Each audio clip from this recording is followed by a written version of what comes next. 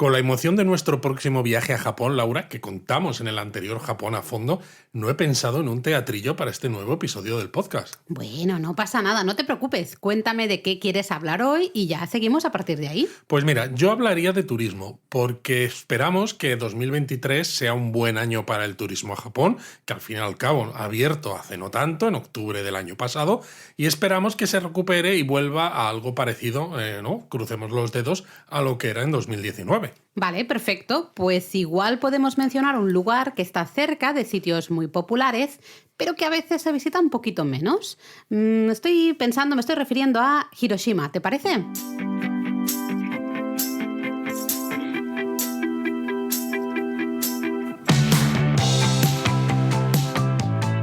Bienvenidos a Japón a fondo. El podcast sobre Japón de la mano de Japonismo. Patrocinado por Lexus. Experience Amazing.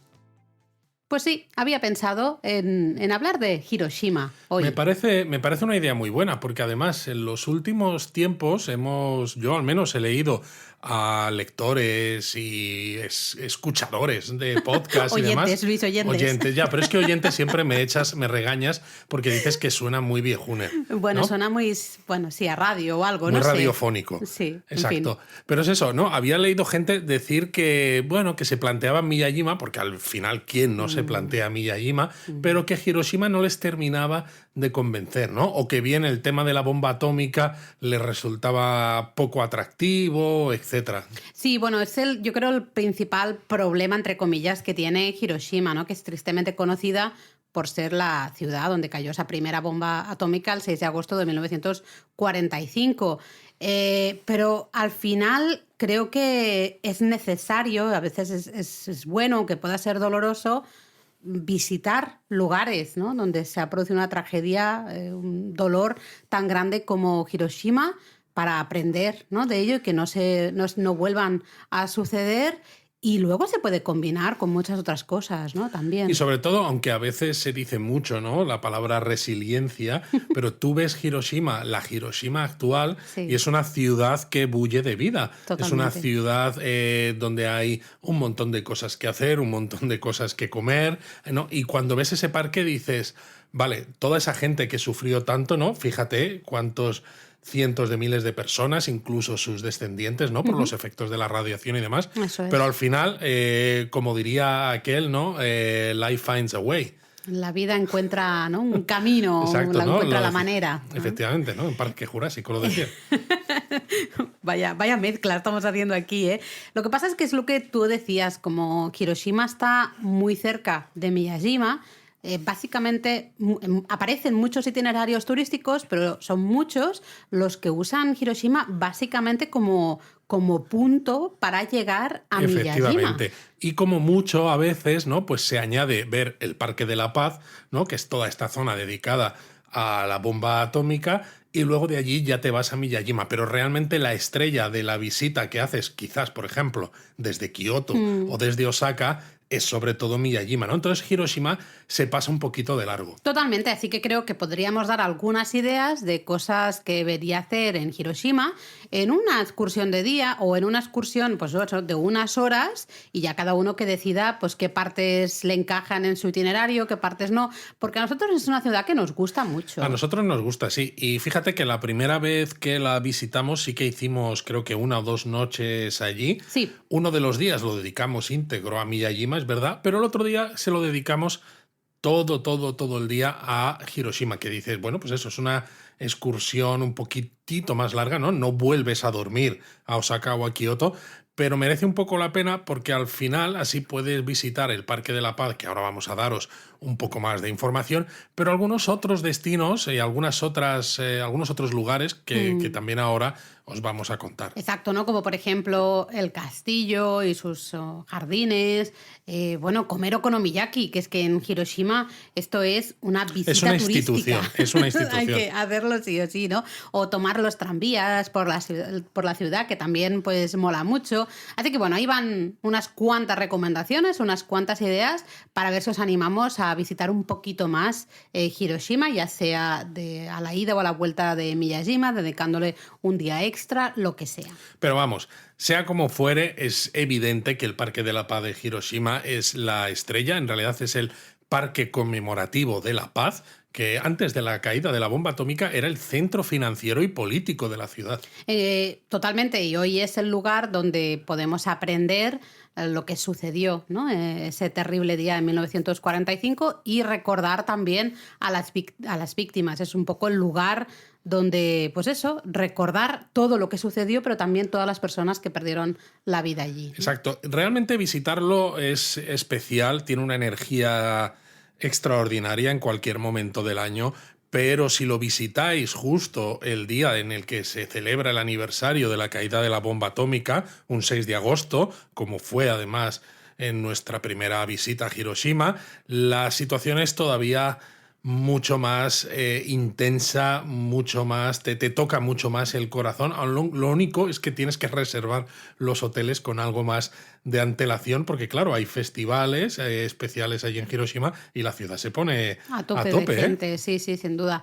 Bueno, el Parque Conmemorativo de la Paz cubre una superficie de más de 122.000 metros cuadrados. Es una barbaridad. Es tremendísimo, ¿eh? Y se comenzó a construir las obras, acabaron creo en 1954. ¿vale? Exacto. Y son obra de uno de tus arquitectos favoritos. Es lo que iba a decir, porque a veces me gusta hablar en estos Japón a fondo de arquitectura, porque sin ser yo arquitecto, ¿no? Es algo que me encanta. Y Japón además está lleno de obras de grandes arquitectos. Totalmente. Y un arquitecto japonés que me gusta mucho es Tange Kenso, que es el responsable, por ejemplo, del edificio del gobierno metropolitano de Tokio o la sede de la Fuji TV en Odaiba y de muchos otros, y fue el encargado de diseñar todo el parque. O sea, no solo varios elementos del parque de los que ahora hablaremos, sino también cómo se colocaban esos elementos, ¿no? O sea, todo lo que era el concepto de parque conmemorativo de la paz. Y me parece que hizo un trabajazo brutal. Estuvo tiempo, porque fue en 1949 cuando se decidió que ese antiguo distrito de Nakajima, que como tú bien decías, era un poco el corazón político, administrativo de la ciudad de Hiroshima, claro, con la caída de la bomba quedó completamente arrasado, y en 1949 se decidió que se dedicaría a la construcción de alguna manera de esas instalaciones en recuerdo a lo sucedido, ¿no? Y especialmente con vistas a la paz. Vamos a ver que la palabra paz es un poco el nexo de unión a absolutamente todo lo que hay en el parque. Sí, porque además si miráis cómo se escribe paz en japonés, heiwa... Ahora lo hablaremos. Sí, pero es que vais a encontrar los dos kanjis de heiwa por todas partes en este parque. Claro que sí. Y es que, bueno, el parque es impresionante, ya hemos dicho, claro, enorme, pero es que está lleno de un montón de monumentos, museos, monumentos en homenaje a diferentes víctimas. Claro, pero lo más importante quizás, ¿no? Y lo más reconocible que todo el mundo ve, no son esos monumentos que se han construido a posteriori para recordar, sino cómo se ha reutilizado el esqueleto de un edificio que existía en esta zona industrial / administrativa y que fue lo único que permaneció en pie de aquella manera, claro, cuando explotó la bomba atómica. Eso es, supongo que te estás refiriendo a la cúpula de la bomba atómica, en japonés Genbaku-domu. Eso es. Que yo creo que es, como tú bien dices, el monumento más conocido, ¿no? Y más representativo del Parque de la Paz. Y Patrimonio de la Humanidad desde el año 1996. Exacto, las ruinas fueron declaradas Patrimonio de la Humanidad. Tremendo. Al final también es por todo el significado. Eso es, ¿no? El simbolismo también que hay, porque es un edificio que se mantuvo en pie, bueno, en cierta manera, pero la cúpula más o menos sigue por eso en pie. decía yo, hay que verlo, ¿no? Porque las paredes, algunas permanecen, otras están caídas, claro, por dentro quedó totalmente destruido y parte de lo que era la estructura metálica de la cúpula se ven todavía los hierros, pero evidentemente toda la cobertura de esa cúpula quedó también destruida. Pero claro, si uno piensa que nada, ahí mismo, ¿no? Explotó la bomba atómica y vamos, se llevó por delante miles y miles de vidas al instante, pues es fácil que se nos pongan los pelos de punta, ¿no? Exacto. Y que realmente nos quedemos casi sin habla al estar delante de esa cúpula de la bomba atómica. Que antes fue un edificio que se inauguró en 1915 y era la exposición comercial de la prefectura de Hiroshima. Tenía como objetivo, fíjate, promover la venta de bienes producidos en Hiroshima y fue diseñada por un arquitecto checo, Jan Letzel. Además, sí, tenía un estilo europeo, 25 metros de alto, 3 plantas, ¿no? Construidas así con ladrillo tan típico de la época. En fin, era... Y la cúpula era de cobre, sobre un entramado de acero que un poco es lo que hoy se ve, ¿no? Después de aquella explosión. Era un edificio que miraba al futuro, ¿no? Cuando se construyó realmente, como tantos en esa época de apertura de Japón tras el periodo feudal, tras el periodo Edo. Y pues claro, es de lo poquito que quedó en pie al caer la bomba atómica. Exacto, porque la bomba explotó casi encima del edificio. El hipocentro estuvo a 150 metros de distancia y 600 metros por encima de este edificio. O sea que, como podéis imaginar, le dio de lleno. Y al final es lo que decíamos, ¿no? Quedó el esqueleto y algunos muros, porque ese calor, ¿no?, que generó la bomba consumió el edificio por dentro por completo, matando a toda la gente que estaba dentro de él, evidentemente. Los techos y los suelos se hundieron, así como la gran mayoría de paredes interiores desde la segunda planta hacia arriba, pero como el impacto fue desde arriba y casi totalmente en vertical, los cimientos de la sección que estaba bajo la cúpula permanecieron en pie, así como la estructura de soporte del edificio. Si hubiera sido la bomba, por ejemplo, si hubiera explotado un poquito más alejada, un poco más lateralmente, pues el edificio hubiera sido derribado por completo.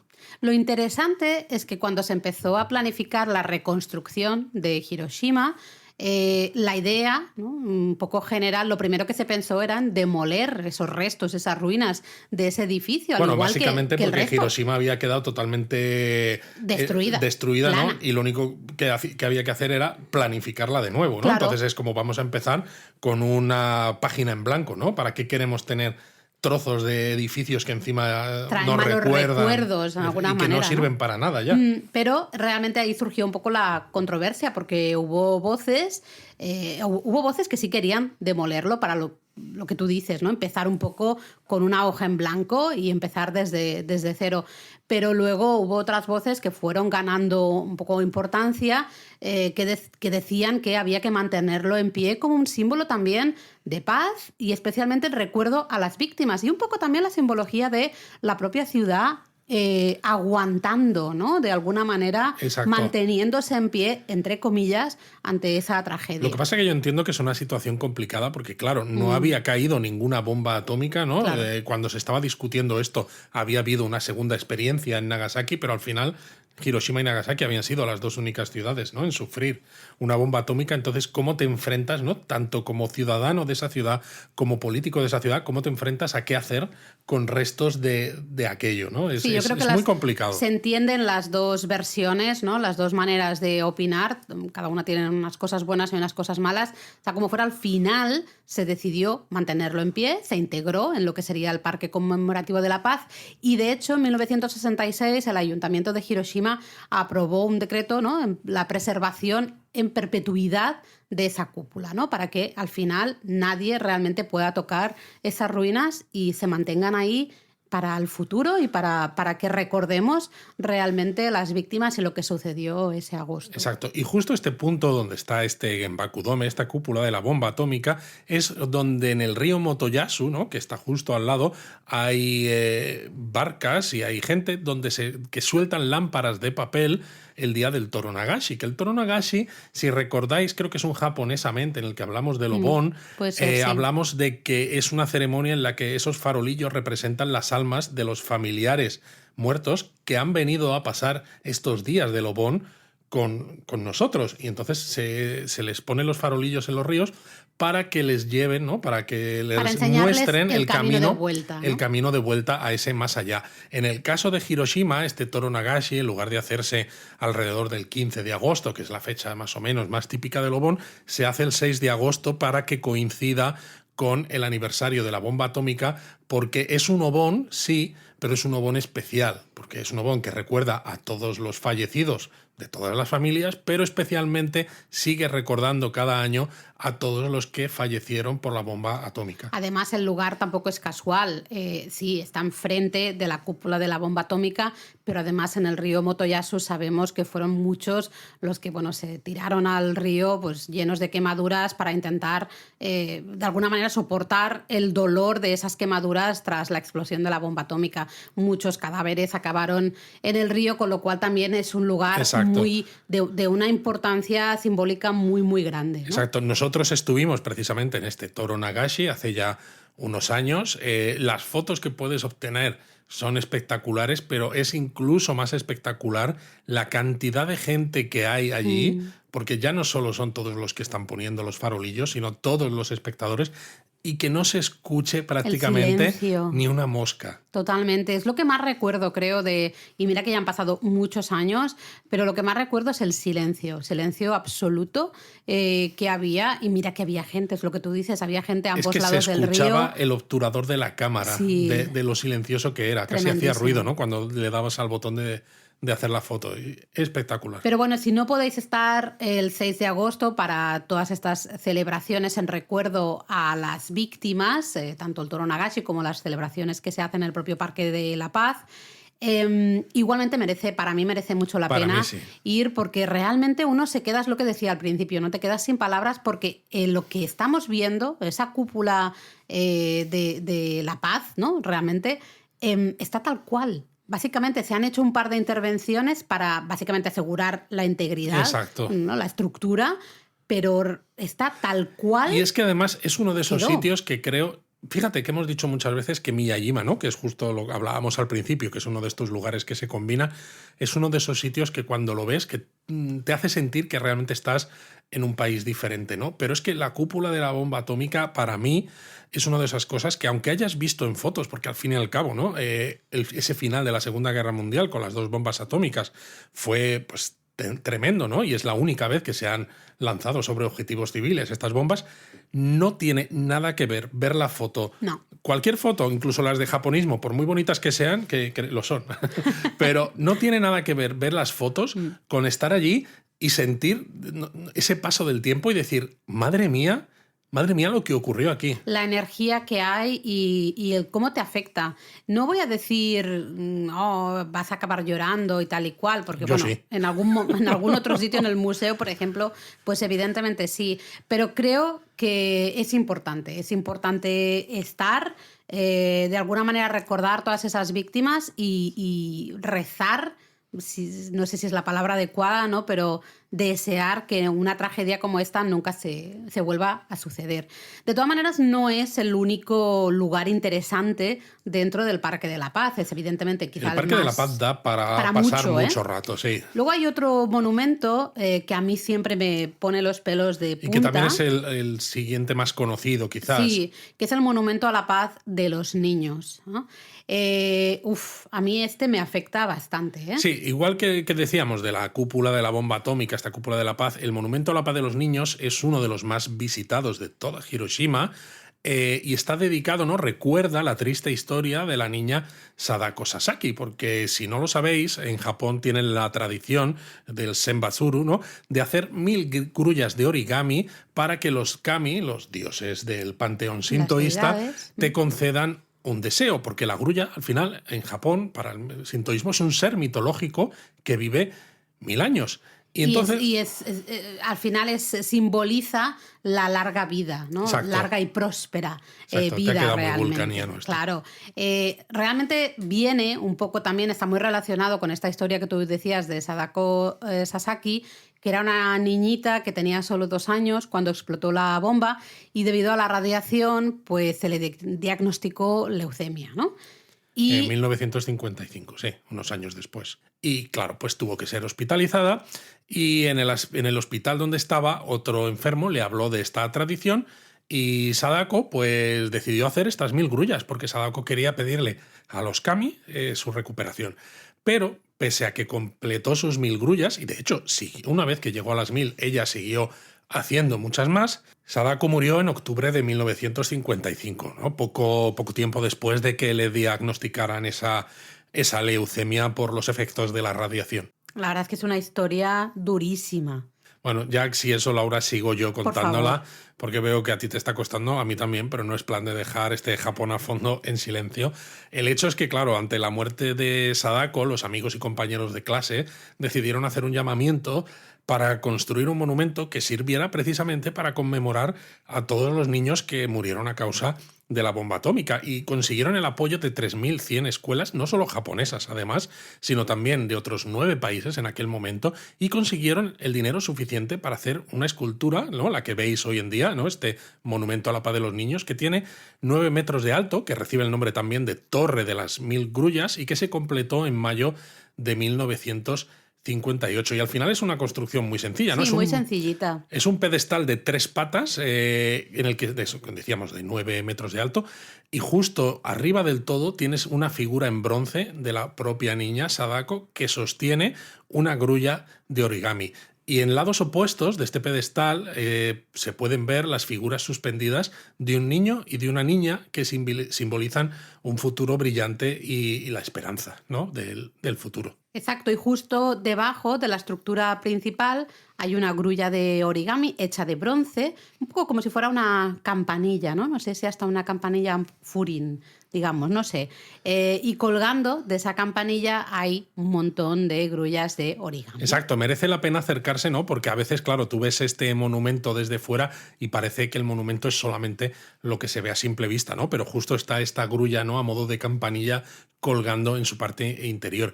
Y de hecho hay hasta una inscripción debajo del pedestal, ¿no?, que en japonés, si lo traduces, dice: este es nuestro grito, esta es nuestra oración para construir la paz en el mundo. Y alrededor de todo este monumento veréis un montón, miles y miles de grullas de origami, ¿no?, donadas al final por cualquier persona, realmente, por un montón de gente, escuelas, organizaciones, de todo el mundo, esas grullas de origami. De hecho, hay unas estructuras alrededor de este monumento que Sí, se para utilizan organizarlas un poco, ¿no?, de alguna efectivamente manera. para albergar todas estas miles de grullas. Y decíamos al principio, ¿no?, que la palabra Heiwa tiene mucha importancia en este parque, porque de hecho la inscripción Heiwa, escrita en kanji, tiene cada ala de la grulla, pues tiene uno de los Uno de los kanjis. uno de los kanjis, ¿no? Sí, porque heiwa se escribe con 2 kanjis, hei y wa, y entonces veréis siempre en una ala hei y en otro ala, ¿no?, wa. Exacto. Nosotros además, como estuvimos justo, ¿no?, en el día del aniversario, había una grulla de papel, pero Enorme, muy gigante, grande. donde la gente pues firmaba, ¿no?, y dejaba sus mensajes, y de hecho pues la firmamos también como japonismo, Sí, precisamente. mira que hace años ya, pero la firmamos como japonismo, es verdad. Luego otra visita que tenemos que hacer en el Parque de la Paz, sí o sí, para mí una de las visitas más duras, si no hemos tenido suficiente de alguna manera, pues es el Museo Conmemorativo de la Paz de Hiroshima. Creo que es una visita muy, muy, muy dura, pero muy necesaria también. Efectivamente, es muy, muy duro. El museo estuvo en obras, de hecho, entre los años 2014 y 2019, pero sin llegar a cerrar por completo, porque una parte del museo sí que estuvo abierto, pero al menos ahora ya vuelve a estar otra vez totalmente abierto. Es muy, muy interesante porque cuenta un poco no solamente los efectos de la bomba con objetos de gente que vivía por allí, que se encontraron después, ¿no?, relojes que se quedaron parados a la hora en la que explotó la bomba, evidentemente, sino también con muchas explicaciones casi geopolíticas, geoestratégicas, ¿no?, de por qué Hiroshima, de Bueno, también qué es lo que hay. motivó que se decidiese a lanzar la bomba, pero sin escatimar tampoco en responsabilidades, ¿no?, acerca de el curso que estaba llevando la guerra en aquel momento. Es de las cosas que más, entre comillas, me gusta, ¿no? Porque hay muchas grandes explicaciones un poco de los antecedentes militares de Japón. Al final te das cuenta de que no hay buenos ni malos, todos un poco en según qué cosas son todos, entre comillas, malos, ¿no? Y es una manera, el museo también de reconocer el pasado militarista de Japón y su propia responsabilidad en una gran tragedia como sería la tragedia de Hiroshima, ¿no? Exacto. Es un museo, ya en 1949 se hizo una pequeña exposición con materiales recuperados en toda esa zona donde había caído la bomba atómica, y luego cuando ya se construyó el Parque Conmemorativo de la Paz y se construyó el museo, que es obra, como tú En comentabas antes. 1955. Sí, de Tange Kenzo. Entonces ahí es cuando ya se montó esa mega exposición, Exacto. digamos, con tantas vertientes diferentes. Exacto. ¿No? Tanta... Y a mí sí me gustaría decir desde el punto de vista arquitectónico que es un museo interesante, aunque a veces a simple vista Puede parecer que no, ¿verdad? Parece que no, parece que es muy sencillo, pero está lleno de simbolismo también. Sí. Porque en este caso Tange Kenzo no quiso hacer un edificio que fuera muy visualmente, ¿no? Sobrecogedor ni nada. O sea, nada para quitarle el protagonismo a lo que realmente se cuenta dentro. Pero lo importante es que el edificio principal del museo está sustentado sobre pilotes, de forma que el espacio entre... O sea, hay un espacio que queda entre el terreno, el suelo de ese Parque de la Paz, y el suelo del edificio, ¿no? Un espacio ahí. Y ese espacio, esos pilotes, ese construir el museo sobre estos pilares, simboliza el poder del ser humano para resurgir de las cenizas, ¿no? Entonces, el propio museo, fijaos, cuando visitéis Hiroshima, ¿no? Parece eso,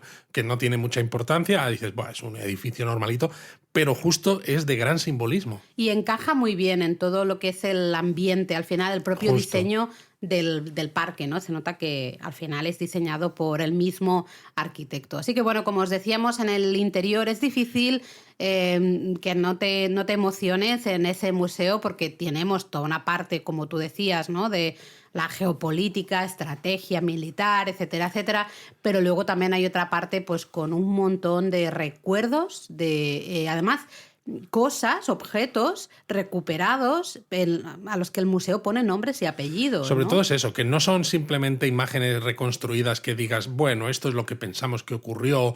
No, es que es tal cual. O una sea, fiambrera, por decir es algo, que ¿no? es Una eso, caja de Ovento, es eso. y le ponen el nombre y dicen, pues es de el niño tal que tenía tantos años y estaba yendo al colegio. ¿no? O sea, son objetos reales que recuerdan de una manera mucho más intensa lo que pasó, ¿no? Incluso también, claro, hay maquetas que muestran tanto la Hiroshima devastada tras la explosión de la bomba y al lado la Hiroshima justo de unos minutos antes, ¿no? Para que podáis ver un poco el efecto tan devastador que tuvo la bomba. También una réplica de la bomba, en fin, al final es muy interesante para aprender de todos los aspectos, ¿no? Todo lo relacionado, el antes, el durante y el después, un poco de la caída de la bomba atómica y para tomar conciencia todos de que la humanidad no debe seguir por ese camino, ¿no? Esto no debería volver a repetirse. Exacto. Otro monumento que hay en el Parque Conmemorativo de la Paz es el cenotafio conmemorativo, que conmemora las 200.000 víctimas de la bomba atómica. Este se inauguró un poquito antes de que se inaugurase el parque al completo, en 1952, en el 7º aniversario, y también fue obra de Tange Kenzo y está prácticamente en el centro del parque, ¿no? Y como la palabra indica, ¿no? Cenotafio es eso, es un lugar donde no residen los cuerpos de esas personas, pero sí se utiliza para el recuerdo de ellos. Exacto, porque está compuesto de una estructura de piedra que contiene los nombres de todas las personas que murieron a causa de la bomba, siempre independientemente de su nacionalidad, cualquier persona. Lo interesante es que se han ido, por desgracia, añadiendo nombres, ¿no? Cuando se terminó no era esos nombres y ya está, sino que se fueron añadiendo nombres por si la muerte pues, estaba relacionada justamente con la caída de la bomba. Y es curioso porque justo por encima del cenotafio hay una estructura de cemento con forma de arco, pero muy pulido, que sirve para dar cobijo a las almas de las víctimas, ¿no? Qué bonito. De nuevo, es muy simbólico. Y, por ejemplo, informaciones que obtuve mirando registros de la ciudad de Hiroshima de hace ya algunos años, tengo que actualizarlo, esto es de 2015, el registro de nombres tenía en aquel entonces 108 volúmenes con 297.000 y pico nombres, con un volumen adicional de personas sin identificar. Wow. Fíjate cómo sería, Laura, que en 2001 el número de volúmenes era de 77, 108 en 2015, y 221.000 nombres frente a 297.000 nombres. O sea, Madre se han seguido mía, añadiendo y añadiendo y añadiendo. Qué barbaridad, qué barbaridad. El cenotafio además tiene tallada una inscripción que dice «Descansad en paz, pues el error jamás se repetirá». Y tal como está escrito en japonés, lo que hace es quitar un poco de alguna manera la responsabilidad o la culpa, ¿no? No es puede ser nosotros no repetiremos, los otros no lo repetirán, es decir, es un poco el todos. Estamos aquí todos a una y ese error no debe repetirse, ¿no? No Bueno, de queremos hecho, que se repita. unos años más tarde se añadió una placa en inglés, ¿no?, que explica que la frase se refiere a toda la humanidad, Claro. no a japoneses o a estadounidenses, ¿no?, que fueron al final los más impactados, ¿no?, por esto, unos por lanzar la bomba y otros por sufrirla.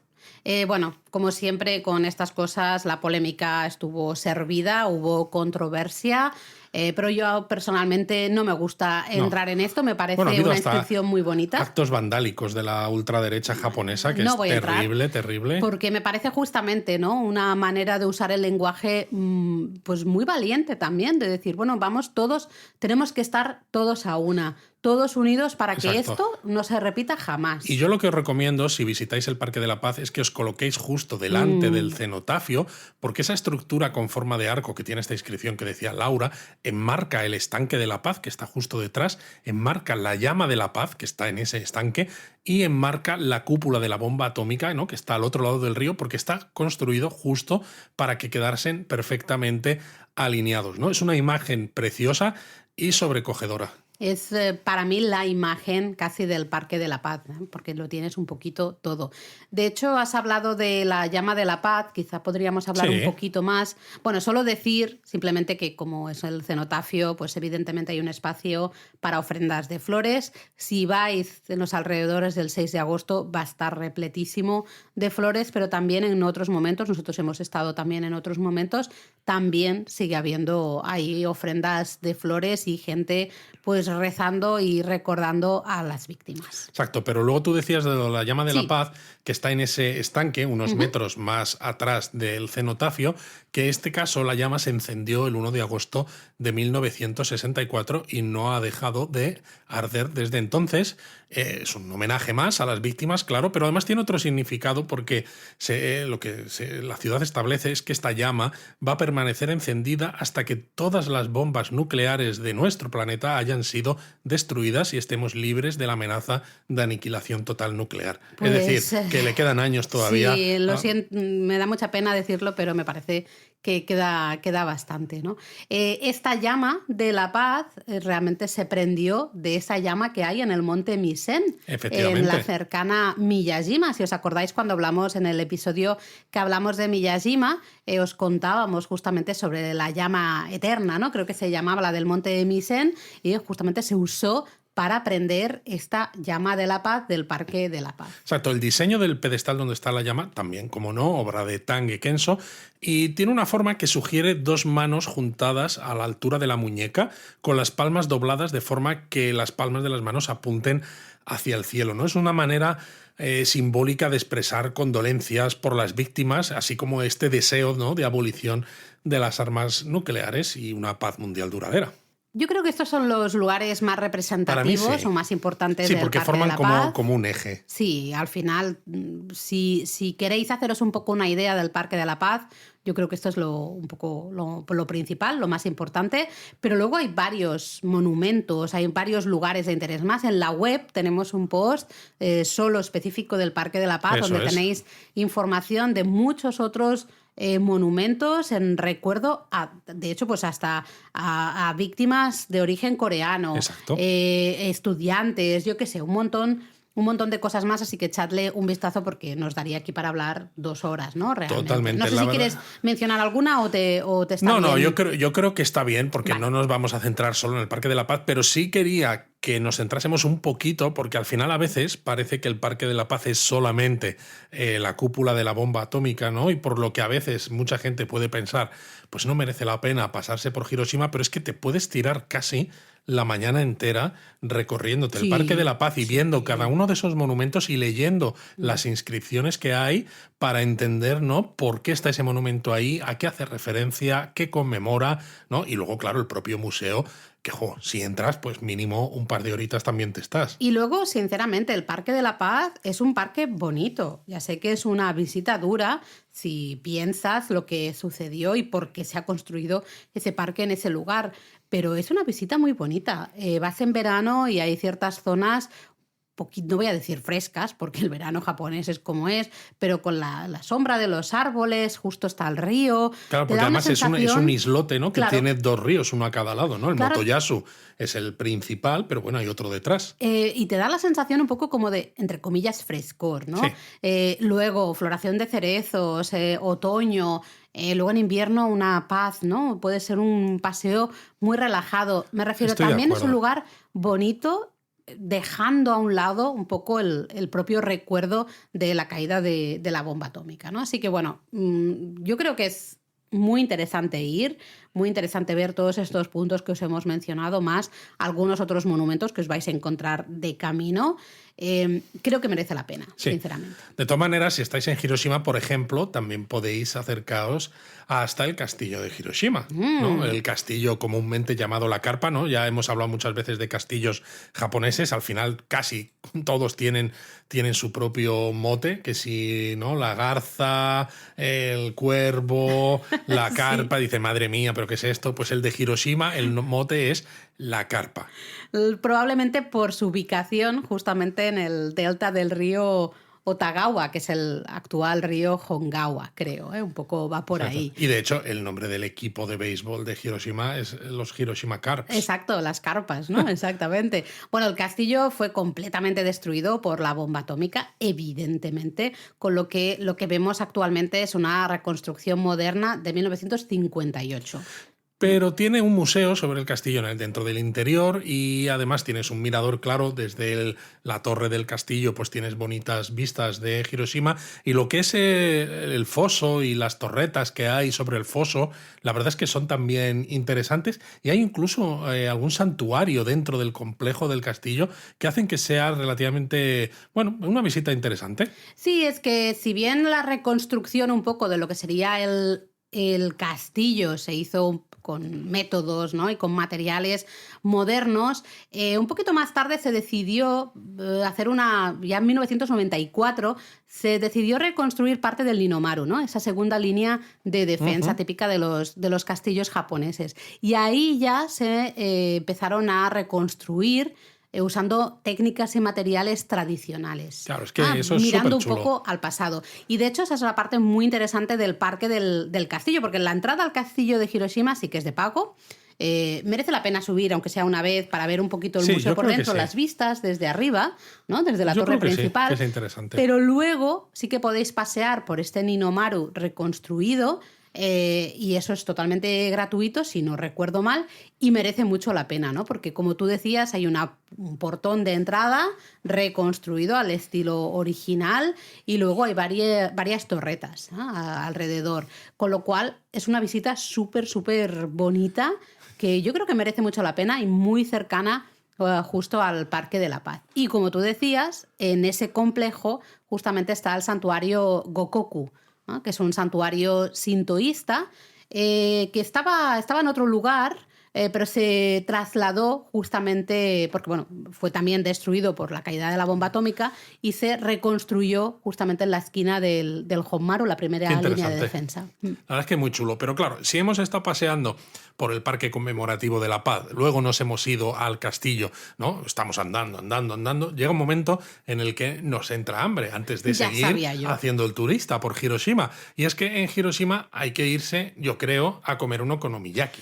Hay muchísimos restaurantes de okonomiyaki, cadenas de restaurantes de okonomiyaki, pequeños bares, ¿no? Pequeños restaurantes personales de okonomiyaki. Hay muchísimos lugares. Porque hay que decir que el okonomiyaki, aunque a lo mejor lo habéis oído como plato típico de Osaka, que también es un plato tipiquísimo de Hiroshima. Y hay a veces en Japón una especie de pique entre cuál es el mejor estilo de okonomiyaki, si el estilo de Osaka o el estilo de Hiroshima, ¿no? El estilo de Hiroshima para mí es un poquito más ligero porque tiene mucho más repollo, tiene menos masa, ¿no? Esta masa que se hace con huevo, harina, etcétera, y se cocina de una manera ligeramente diferente, ¿no? Sí, entonces al final hay que probarlos los dos. El de Hiroshima es como un poco una crepe, para entendernos, a que le pones el repollo por encima, Exacto, otros ingredientes. los ingredientes que quieras, y luego echas un poquitito más de masa, pero muy finita Sí, también. es simplemente yo creo que para hacer un poco la tontería y ya está. O sea, para tiene terminar poca de masa cuajarlo, realmente. digamos,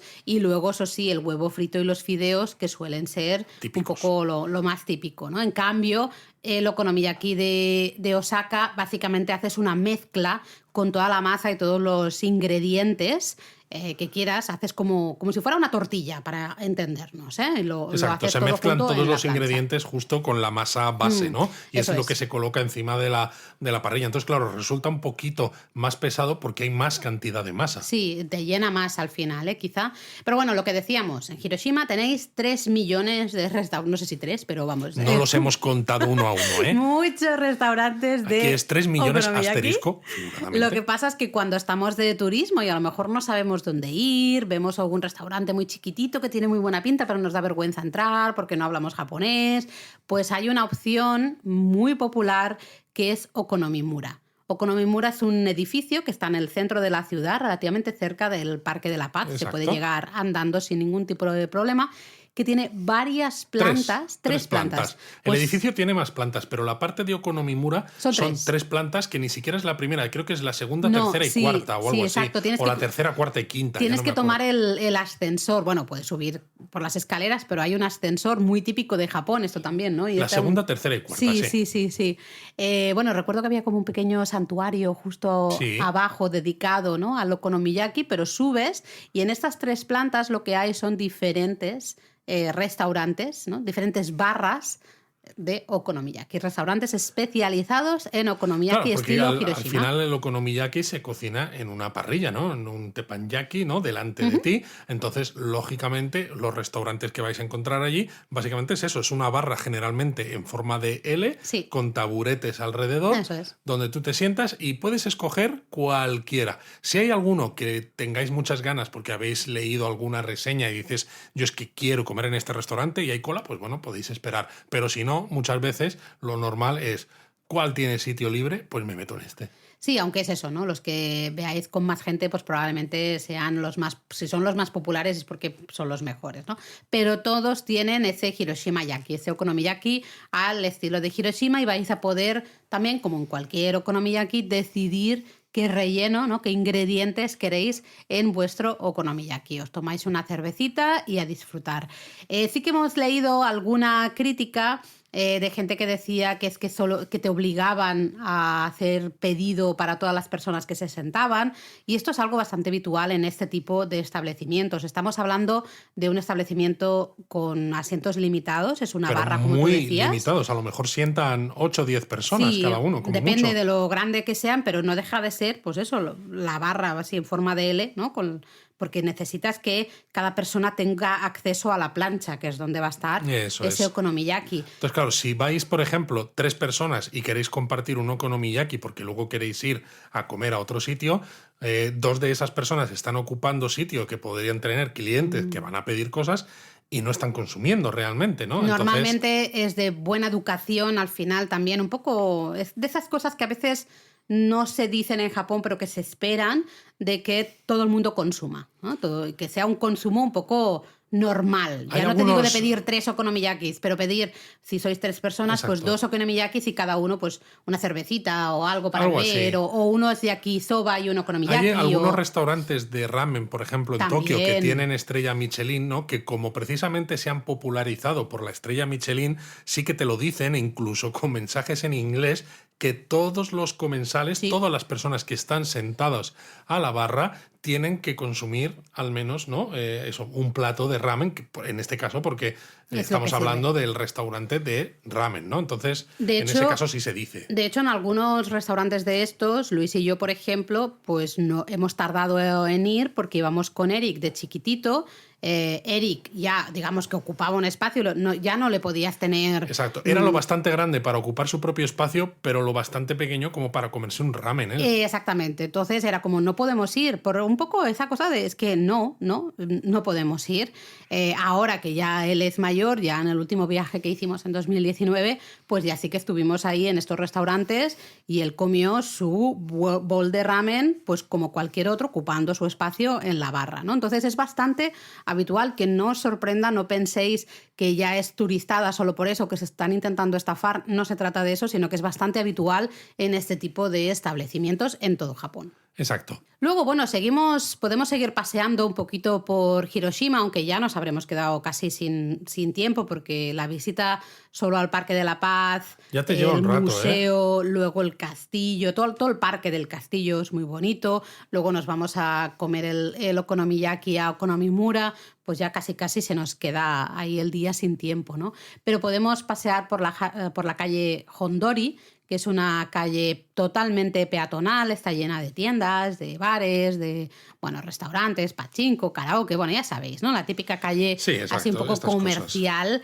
Y luego también podemos pasear un poco por la calle Ayoidori, que sí que está abierta al tráfico en este caso, pero tiene edificios de arquitectura excepcional. Yo recuerdo que hasta hace unos años vimos un documental, no sé si te acuerdas, justamente de la arquitectura de esta calle, de esta avenida Totalmente. en concreto. Merece también mucho la pena. Pero también merece mucho la pena en la zona central los jardines Shukeien. Son unos jardines en los que se reproduce la naturaleza en pequeños espacios en miniatura, ¿no? que dan una vista maravillosa, ¿no? Y sobre todo porque, si a lo mejor nos ha dejado un poco machacados anímicamente el tema del Parque de la Paz, algo un poco más light, ¿no? Sí, un poco más light, que sea también, ¿no? Naturaleza, que sea algo bonito, algo, pues muy exuberante, muy bien cuidado, pero que no tenga esas connotaciones. Además, molan mucho estos jardines, ¿no? Estas pequeñas reproducciones en miniatura, ¿no? De ciertas vistas, porque suelen tener eso, vistas como muy simbólicas, ¿no? Y es un poco un paseo, no voy a decir un paseo por todo Japón, ni mucho menos, pero sí que te hace, no sé, ves ciertas imágenes muy características de otros jardines y hasta de pinturas de ukiyo-e y demás, ¿no? Merece la pena. Luego, por ejemplo, ¿no? Mencionábamos que podíais subir al castillo para tener vistas desde la torre principal, pero también, por ejemplo, la torre Orizuru, la Orizuru Tower, pues tiene un mirador con vistas a Hiroshima, y luego, claro, la propia ciudad pues tiene varios museos, ¿no? Tienes, por ejemplo, el Museo de Arte Contemporáneo de Hiroshima, el Museo Prefectural de Hiroshima, etc. Y si os gustan los coches... Ya sabía yo que ibas tú a ir ahí, que te estaba viendo. ¿No? Pues os podéis acercar hasta el Museo Mazda y disfrutar de visitas guiadas que las tienen en inglés y en japonés, que son gratuitas además, eso sí, hay que reservarlas con antelación. Vamos, que ya veis, tenéis un montón de cosas que ver y hacer en Hiroshima. Y yo antes he dicho, al comenzar este episodio del podcast, he hablado de tranvías, Luis. Bueno, es que a mí los tranvías, para mí es una atracción turística de primer orden, ¿no? Y Hiroshima es eso, es una ciudad con tranvías. Hay algunos, evidentemente, ya de estilo moderno, más largos, con más capacidad, pero siguen quedando todavía algunos tranvías clásicos que me parecen preciosos. A mí los clásicos he de confesar, lo confieso aquí, que me estresan un poco, porque claro, suele haber menos espacio, los escalones y cuando vas cargado, ¿no? Como que te da... Eso sí. Eres un poco más de decir, estoy con la mochila, estoy ocupando mucho espacio, ¿no? No sé, me ponen más nerviosa, pero son mucho más bonitos, las cosas como son. Entonces os podéis mover por la ciudad de Hiroshima en estos tranvías, también hay un autobús turístico. Bueno, es que los tranvías estos me parece que llegan hasta Miyajima. Te iba a decir, sí, ¿no te parece? Tal cual. Llegan hasta Miyajima. Lo que pasa es que es un trayecto mucho un poquito más largo que tomar el tren hasta Miyajima-Guchi. Pero sí, hay una de las líneas que termina justo en Miyajima-Guchi. La diferencia es que, claro, si queréis combinar Hiroshima con Miyajima y, por ejemplo, tenéis JR Pass, que es algo que la mayoría de los turistas que van a Japón lo tienen, sobre todo cuando van a lugares que están un poco más retirados, como Hiroshima y Miyajima, pues ir hasta Miyajima-Guchi con tren de JR está incluido, aparte de que es más corto, mientras que ir en el tranvía pues no lo está. Lo bueno es que, claro, el tranvía al discurrir, ¿no?, por entre la ciudad, pues ves mucho más, ¿no?, cómo es la vida en Hiroshima y sus barrios de alrededor. El trayecto es más bonito, vamos a decirlo así, ¿no? El tren es, bueno, más funcional. En cambio, el tranvía yo creo que es un trayecto un poco más bonito. Exacto. ¿No? Y el autobús turístico que tú decías Sí. se puede usar con el JR Pass también. Sí, se puede usar con el JR Pass y lo estuve mirando hace poco y no lo han cambiado todavía porque es de estas cosas que Es de dices, estas cosas que dices, esto se va a acabar, "Uy". algún día u otro se va a acabar, ¿no? Pero sí, es muy curioso, tenemos este autobús turístico Miyajima que simplemente tú te No, subes Hiroshima. ¿Qué he dicho? Miyajima. Vale, Hiroshima, enseñas tu JR Pass y sin ningún problema ya estás, ¿no? Ya ahí lo tienes. Exacto, se llama Maipurupu, que dices, anda, que vaya tela con el nombre, que en realidad son 3 rutas que parten todas de la estación de tren de Hiroshima, la estación central, ¿no? Donde llegas con el Shinkansen, por ejemplo, y cualquiera de las 3 rutas te van a llevar por los principales puntos turísticos de la ciudad, pero siempre pasando por el Parque de la Paz, porque los propios gestores de Hiroshima no reconocen que eso, que el Parque de la Paz al final es el uno de los centro. puntos. Es curioso, ¿no? Era el centro neurálgico, industrial y de Financiero. gobierno, ¿no? De la ciudad entonces, pero curiosamente hoy es el centro también neurálgico turístico. Sí, un poco por desgracia, pero sí. Desde Hiroshima, evidentemente, ya hemos mencionado, podemos llegar a Miyajima. De hecho, la gran mayoría de gente, tú te bajas del Shinkansen en Hiroshima y cambias a un tren hasta Miyajima-Guchi para tomar el ferry a Miyajima. Pero claro, si sois unos de esos turistas, ¿no? que habéis estado en Japón ya y habéis pasado por Miyajima, pero habéis descartado Hiroshima y al escuchar este Japón a fondo decís, pues mira, ahora que lo dices, pues me apetece visitar Hiroshima, pero ¿con qué puedo acompañarlo? ¿No? ¿Qué otras cosas? Exacto. ¿Con qué otros lugares puedo combinar Hiroshima que no sean Miyajima, que eso ya lo he hecho? Pues mira, te doy ideas. Por ejemplo, un poquito más alejado, yendo hacia el sur, digamos. Bueno, Aquí hacia el oeste. JR Pass a tope, ¿eh? Iwakuni. Iwakuni, conocida por su puente Kintaikyo, ese puente que seguro que habéis visto fotos, un puente de hecho de madera, pero sin ningún clavo, ¿no? Exacto, sobre pilares de piedra. Exacto, pilares de piedra, todo el puente así como ¿En arcos? En arcos, no me salía, yo iba a decir U's invertidas. U's invertidas, toma ya, Laura. En arcos, es maravilloso. Luego también hay un espacio, un pequeño parque con residencias de samuráis, un castillo. Que está en una colina, que tiene unas vistas impresionantes. Así que Iwakuni yo creo que es una perfecta excursión desde Hiroshima. Bueno, si hay una perfecta excursión también para mí que continúas con la misma línea de tren, ¿no? La línea Sanyo, pero la convencional, no la de Shinkansen, que en lugar de pararte en Miyajima-Guchi, te puedes ir hasta Onomichi. Ah, cierto, claro. ¿No? Claro que sí. Onomichi, de hecho, pertenece a la prefectura de Hiroshima, ¿no? Tiene un montón de templos construidos en las colinas de la ciudad y además es el comienzo de la ruta Shimanami-Kaido, que es una autopista que conecta Onomichi, ¿no? En la isla principal de Japón, con Shikoku, pero que además es famosa por tener una ruta ciclista que es fantástica. Sí, porque vas pasando, ¿no? Por diferentes islas e islotes ahí en el mar interior de Seto hasta llegar a Imabari, ya como tú decías, en la isla de Shikoku. Y luego otra idea, otro lugar que a mí me gustó mucho, por ejemplo, es Kurashiki. Kurashiki es como viajar en el tiempo, realmente. El centro de Kurashiki te traslada al periodo Edo, porque realmente lo que es el centro del pueblo destaca por unos canales que están repletos, ¿no? Tienen almacenes del periodo Edo a ambos lados, con además unos sauces y unos cerezos llorones. Muy, muy bonito. Puedes tomar un barquito por estos canales, un barquito tradicional, te ponen además un sombrero tradicional y toda la además pesca. Es un sitio, ¿no? Conocido también por su artesanía del denim, ¿no? Sí, los vaqueros. La tela vaquera, ¿no? Para hacer, bueno, todo tipo de prendas con este tejido, ¿no? Sí, sí, sí. Así que bueno, ahí van algunas ideas más allá de Miyajima, pues ya os hemos dicho, ¿no? Iwakuni, Onomichi y Kurashiki, además de esa Shimanami Kaido que has mencionado tú, con lo cual, oye, podéis estar ahí un buen rato en Hiroshima. Pero parece mentira, Laura, que tenga que ser yo el que te pregunte a estas alturas que cómo se llega a Hiroshima. Pensaba que lo ibas a decir tú, porque tú eres el experto en trenes y Ya, demás. pero es ¿Se que llega no- en tren a Hiroshima? Sí, normalmente tú eres la que me das pie a estas cosas. Luis, oye, tengo una pregunta, una consulta. ¿Cómo se llega a Hiroshima? Me alegro de que me hagas esta pregunta. Menos mal que no estaba aquí preparado ni nada, porque realmente no. Pues a Hiroshima se llega en tren. Hiroshima tiene estación de Shinkansen y de tren convencional, claro, pero para un turista le interesa la estación de Shinkansen de la línea Sanyo, que es la línea que continúa la línea Tokaido. La Tokaido no va desde Tokio hasta Osaka, desde Osaka hasta Hakata, ¿no? La ciudad de Fukuoka, y entre medias está Hiroshima. Entonces, simplemente me gustaría recordaros que los servicios Nozomi o Misuho no los podéis usar con el JR Pass. Sí, ¿no? Tenéis que usar los Sakura, los Hikari o los Kodama. Eso ¿vale? es.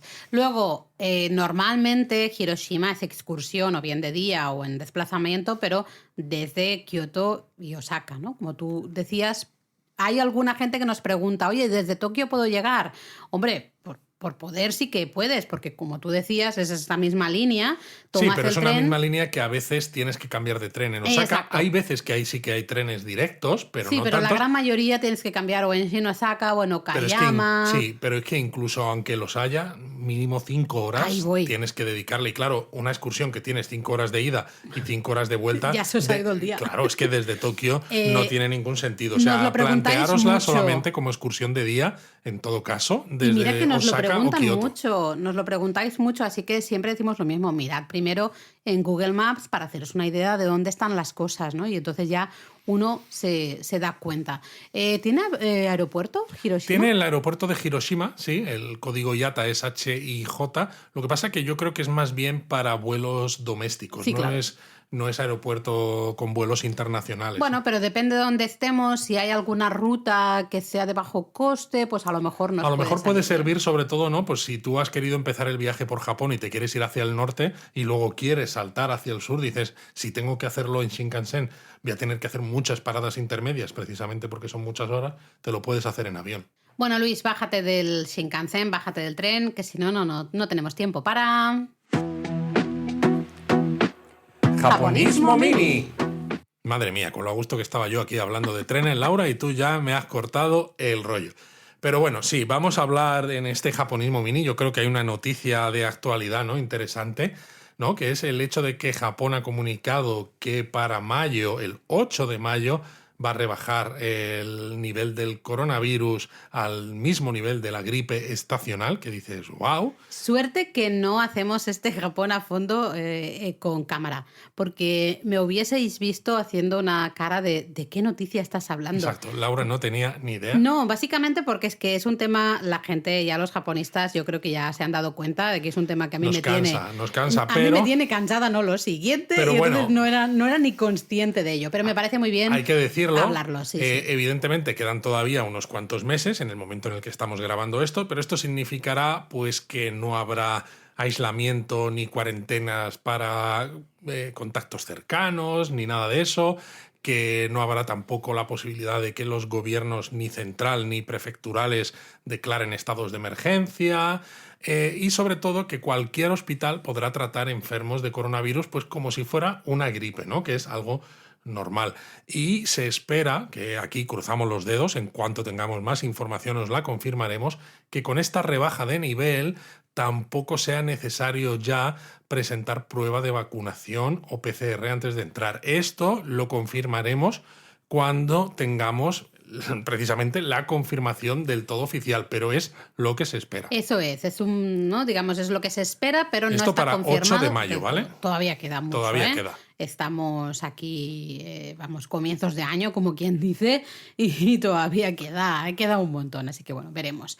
Nos vamos con los comentarios. Venga, de nuestros japonistas. Me hizo mucha ilusión leer un montón de comentarios.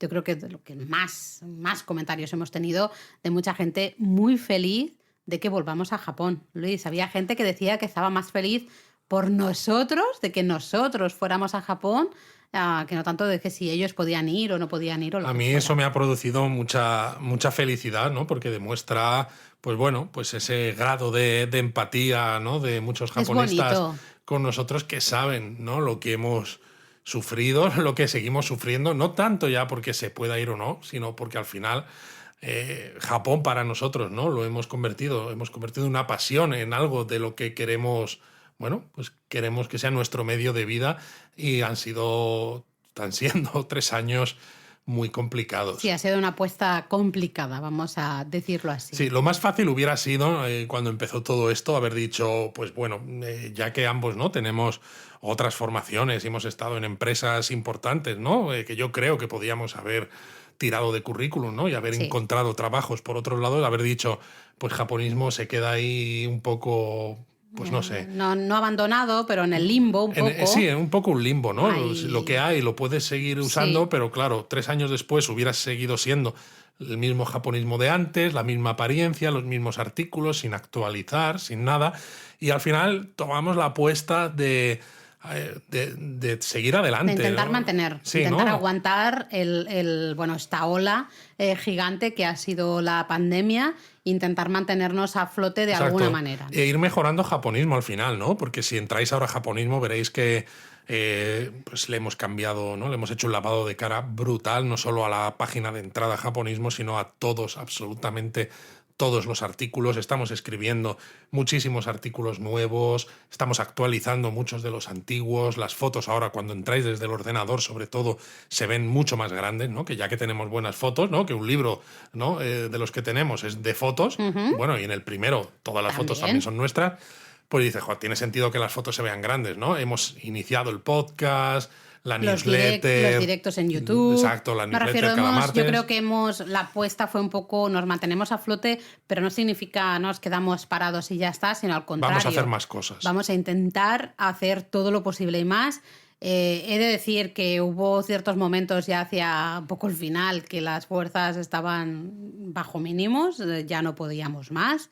En los últimos meses aguantamos realmente no sé cómo, o sinceramente, así que bueno, nos hace muy felices también de ver todos esos comentarios de gente también feliz por nosotros. Y sobre todo también me gustaría decir, porque algunos nos lo habéis preguntado incluso, ¿no?, por directo, por mensaje privado y demás en diferentes redes, que cómo podéis colaborar con nosotros. Y al final, para nosotros lo más fácil es pues que uséis japonismo, ¿no? Uséis japonismo y recomendéis japonismo. Exacto, porque al final desde japonismo se pueden reservar hoteles, se puede reservar el JR Pass, se puede reservar el seguro de viaje, se puede reservar internet, se puede reservar ya sea Wi-Fi, Pocket Wi-Fi, ya sea SIM, eSIM, se pueden reservar excursiones, actividades. Entradas para Universal Studios, entradas para Tokyo Disneyland, con proveedores oficiales. Exacto, legales. Entonces al final la mejor ayuda que nos podéis hacer es seguir confiando en nosotros y seguir preparando vuestros viajes a Japón con japonismo y usar los enlaces que tenemos. Simplemente con eso hacéis mucho más de lo que os podéis pensar. Totalmente.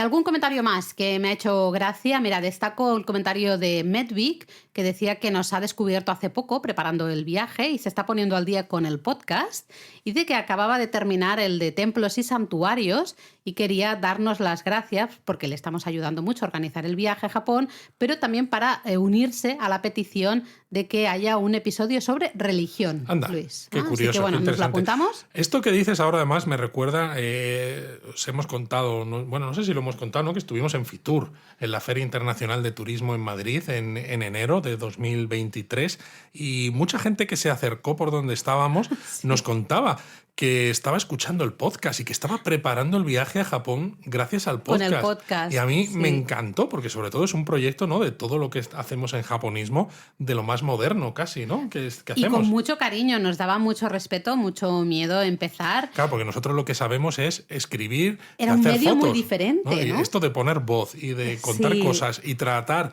de poneros imágenes en la cabeza solamente con la voz, nos resultaba súper complicado. Pero es verdad que lo disfrutamos mucho, creo que se nota, y nos hace muy felices que mucha gente entre un poco en la organización del viaje. Primero, la puerta de entrada sea el podcast, ¿no? Está guay.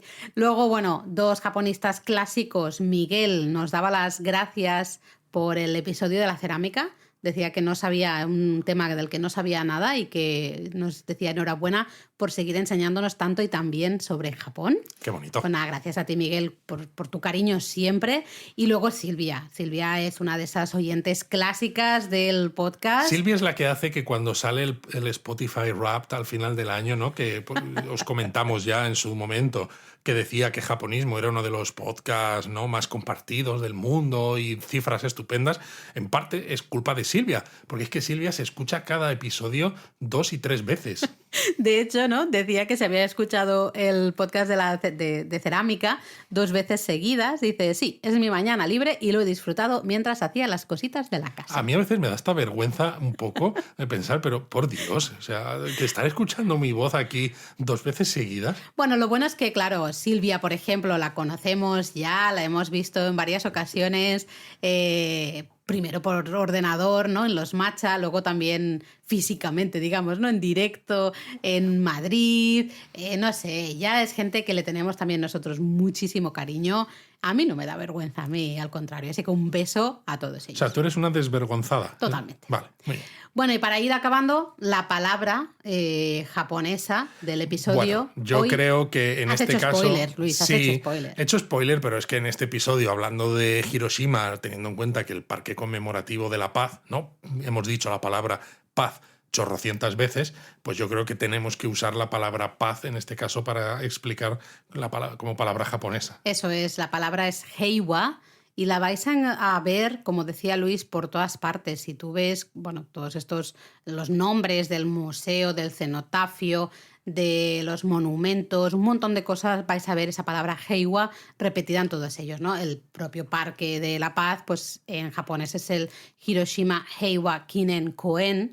Koen es parque, Kinen es el de recuerdo conmemorativo, Heiwa, ya hemos dicho que es paz, y Hiroshima es Hiroshima, evidentemente. Entonces, el Parque Conmemorativo de la Paz, Hiroshima Heiwa Kinen Koen. Que a mí, mira, me gustaría hacer una puntualización con esa traducción, porque en muchos sitios se traduce como Parque Memorial de la Paz. Bueno, es una traducción directa del inglés, ¿no? Efectivamente, yo creo. Porque esta conmemoración, ¿no?, en inglés es memorial, sí. Pero memorial en español tal cual no es exactamente eso, ¿no? La traducción... sería como en recuerdo en todo caso. Exacto, la traducción correcta, ¿no?, es decir, conmemorativo, aunque solo lo veáis en japonismo y en Wikipedia quizás. Bueno, de hecho, mucha gente simplemente decimos el Parque de la Paz de Hiroshima, ¿no? Y son 2 kanjis que en este caso no tienen un significado el segundo por separado, pero el segundo es el mismo kanji, ¿no?, que le aporta este sonido wa, que es ese mismo wa que se utiliza a veces, que sirve tanto para decir armonía como para decir Japón o los japoneses, ¿no? Como washoku, ¿no?, la comida japonesa. Ese wa del principio es el mismo kanji que el segundo de heiwa. Exacto, y heiwa al final, pues estos 2 kanjis juntos, básicamente es paz. También a veces se usa como armonía en el sentido de paz al final. Así que bueno, esperamos que estéis en paz y hayáis disfrutado de este episodio, tengáis ganas de pasear por Hiroshima, que sí es una visita dura, creo que se los ha notado en algún momento emocionados, especialmente hay algunos monumentos, algunos recuerdos que tenemos del museo. O sea, no os hacéis una idea de lo que me va a costar montar este episodio, de la cantidad de veces que hemos tenido que parar. Ha habido que parar porque se asomaba la lagrimita y no era plan de tener ahí la voz entrecortada, ¿no? Pero es una visita muy bonita, es dura, sí, en algunas ocasiones es muy, muy dura, pero creo que es necesaria también. Y bueno, también en recuerdo a las propias víctimas, ¿no? De decir, quiero ir y estar yo. Yo quiero contar una anécdota antes de acabar, porque no lo hemos contado. ¿Lo de la foto? No lo de la foto. Cuando estuvimos en el Parque de la Paz, justo en el aniversario de la bomba atómica, por la tarde, noche, estuvimos en el Toronagashi, pero por la mañana se nos acercaron unas señoras, ¿no te acuerdas?, que nos dijeron que nos hacían como una especie de limpieza de aura o de alma. Sí. Y que, claro, nos dijeron 4 palabras en inglés. Laura y yo nos quedamos con una cara de ¿hay cámara oculta en algún lado? ¿Qué está pasando? ¿Son de alguna secta? Y claro, no sabíamos ni cómo ponernos, si cerrar los ojos, si agachar la cabeza, si no sé qué. Y las señoras, ¿no?, con la mano como por encima de nuestra cabeza y entonando, no sé, supongo que serían sutras o algo de esto. Y yo pensando, esto no se acaba nunca. De hecho, esa visita fue muy curiosa porque luego, es que no sé si tú te acuerdas ahora de que un grupo de de escolares nos pidieron una foto. También. En el Parque de la Paz vinieron todos. Ya sabéis que eso es muy típico. En Japón los escolares a veces tienen deberes es la caza del gaijin, ¿no? La caza del extranjero. Y querían, bueno, que les contestáramos 2 preguntas y nos hicimos fotos con ellos. Y era como la cosa más absurda, ¿no? Más random del mundo, porque dices, pues estoy de turista, o sea, ya está, así es muy normal, hay turistas de todas partes y por todas partes, ¿no? Pero fue en la misma, no sé si te acordabas tú de esto, pero fue en la misma visita, pero es verdad. Lo de las señoras. Fíjate, lo de la limpieza hasta del aura o del alma o de lo que fuera, lo había olvidado completamente. Lo habías dejado en un rinconcito de tu cerebro. Fue como muy incómodo. Yo soy una persona bastante controladora, me gusta controlar lo que está sucediendo un poco a mi alrededor. Y eso no tenía yo muy claro qué estaba pasando. Sabía que no nos iban a robar, ni a estafar, ni nada, ¿no? Pero bueno, claro, alguna alarma a veces pues se te enciende de decir, Totalmente. Bueno, a ver qué pasa aquí con esto, ¿no? Sobre todo porque no sabes si son, lo que te decía, ¿no? Parte de algunas sectas, intentan a lo mejor algo de proselitismo o de que le des un dinerillo para ayudar a la secta, yo qué sé. Que bueno, el tema de sectas en Japón daría para un episodio también, porque es tremendísimo. Lo que pasa es que cuando vas de turista te afecta menos. Yo creo que afecta mucho más cuando ya estás viviendo en Japón, que ahí sí que a veces te intentan llevar a través de falsas amistades. Y sacarte los dineretes. Sí, pero bueno, nos liamos, esto daría para otro. Bueno, disfrutad de Hiroshima, disfrutad de Miyajima, disfrutad de todas esas excursiones que os hemos dicho. Y nos escuchamos la semana que viene. ¡Mátane!